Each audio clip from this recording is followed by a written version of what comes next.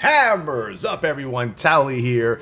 Battle for Azeroth. Alpha data mining has begun. It's a great time of the year. I love this time of the year. I get to actually make some YouTube videos.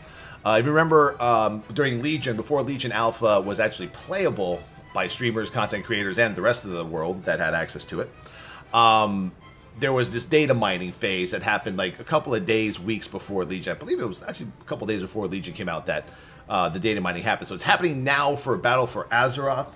And I'm really excited to bring you some information here. Thanks once again to wowhead.com for providing lovely class and spell changing information for me to go over. So this is, I'm using their website, just throwing it out there, giving them the shout out, giving them credit for actually being the ones that data mined everything and put it here on the website.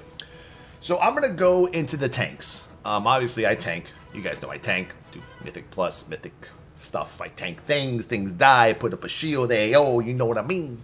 And we're going to go over the changes to the tanks because they're pretty significant. In Battle for Azeroth, we're pretty much going from our active mitigation being like damage reduction to being almost just pure armor based. And there's already some specs like Guardian Druids that have their Iron Fur. We'll look into them, but they've had some changes to their stuff too. But I'm going to go over everything, then we're just going to quickly discuss what we went over. So let's start with Blood Death Knights here. And yes, that is some music from Battle for Azeroth in the background that you're hearing. Not sure if you can actually listen to it over my loud, obnoxious Cuban voice.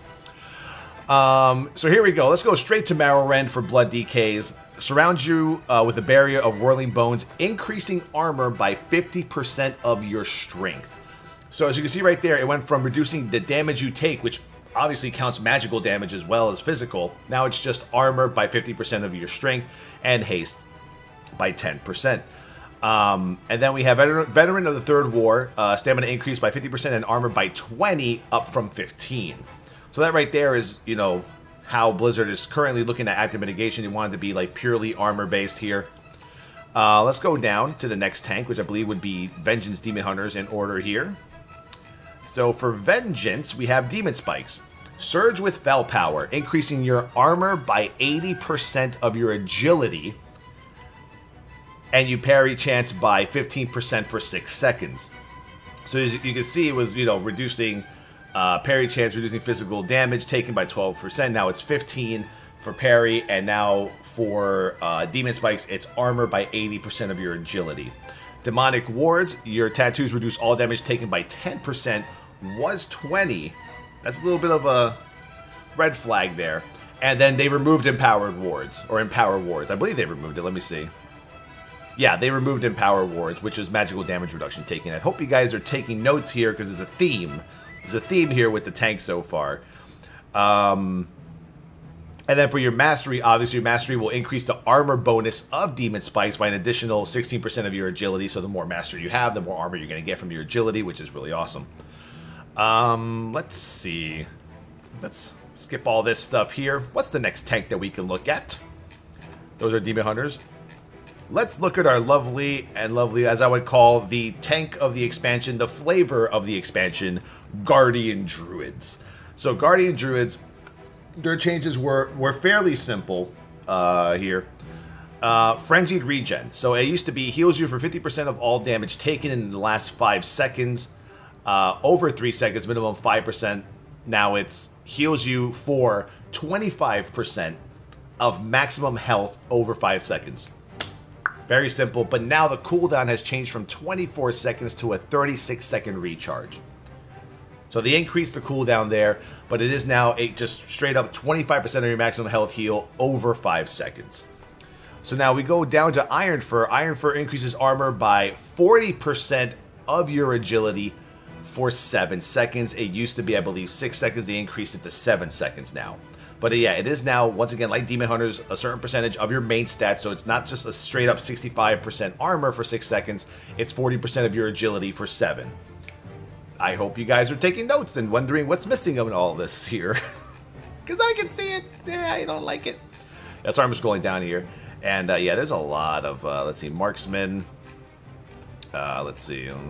People are probably watching the video like, Towelliee, slow down. No, survival. No, Towelliee, what the fuck? No. Marksman, stop! You know, sorry guys. Just tanks for today. We'll get into other specs sooner or later. So that's 3. Where are my Brewmasters? I should just do like a /F and look for Brewmaster. I think that'd be easier. Anyway, so here we go for Brewmasters.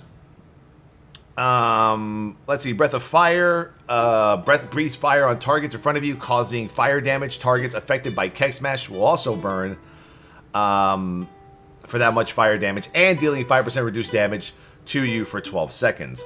That's all kind of like how the way it works now. They're baking a lot of like abilities, like traits, into your normal abilities now. And now for Iron Skin Brew. So Iron Skin Brew increases the damage you delay with Stagger by an additional 30% instead of 35 over 6 seconds.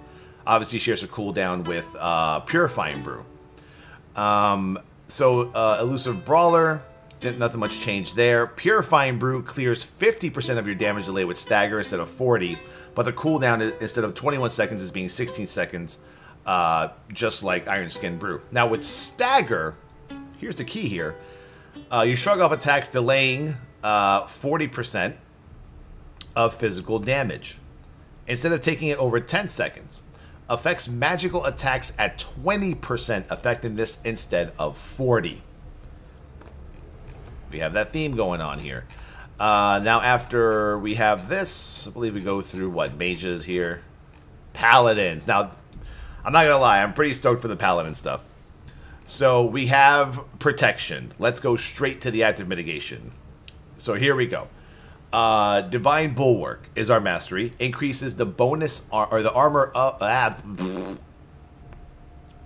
the armor bonus of Shield of the Righteous by 32% of your strength, and increases your chance to block melee attacks by 8%. Attack by 8%. Now, listen to what I'm saying here. Shield of the Righteous slams targets in front of you, not the target, targets in front of you with your shield, causing 42% of attack power as holy damage and increasing your armor by 250% of your strength for 4.50 seconds. Still has 3 charges, but it is now, the cooldown has now changed from a 16-second recharge to a 20-second recharge. Haste, haste, haste, haste, haste, haste. Give me haste in him with him in the unity of the haste forever and ever. Okay. And then, obviously, for protection while you're standing in your consecration, Shield of the Righteous effects are increased by 20%. So that's pretty damn strong. And I think that change to slamming targets in front of you is pretty amazing. Now, it didn't say all targets, how many targets. Usually it'll say anything in an 8-yard radius. So it just says slams targets in front of you. So we're going to have to see how that works out. But that is a crazy monumental change. Once again, increasing your armor. They just took away the magical effect of it. So Shield of the Righteous was a very powerful tool in raids, because when you would keep it up during certain abilities that were magical or physical, you were fine both ways. Now we're just one-siding everything to armor. Let's keep going. What else can we find here? Let's scroll down. Who be next? Who be next? We got priests. We have, oh shit. Let's see. We've done Blood Decays, Vengeance Demon Hunters, Guardian Druids, Brewmasters, Paladin Tanks. And I think all we have left is the good old Warrior. Let's see, good old Warrior. I know these are my ghetto guides as usual, but there's just so much data mining and so much information. It's hard to just like keep track of everything. Wait, did I miss Warriors? Good lord. Oh, I passed it up. I'm into class pets right now. Hold on. You don't want to know about the class pets. This is protection. Here we go. So now let's look at prot. So we have defensive stance, a tanking combat stance that increases stamina by 30% and reduces damage taken by 10% and generates 3 rage whenever you are hit by a melee attack. Before it was that causes you to generate rage from damage taken instead of dealt. So now it's just straight up, you generate 3 rage whenever you hit by a melee attack. So the rage is constantly coming in, which I think is a great change. Oh, and by the way, prot warriors now also have, where is it? Hopefully I can find it here.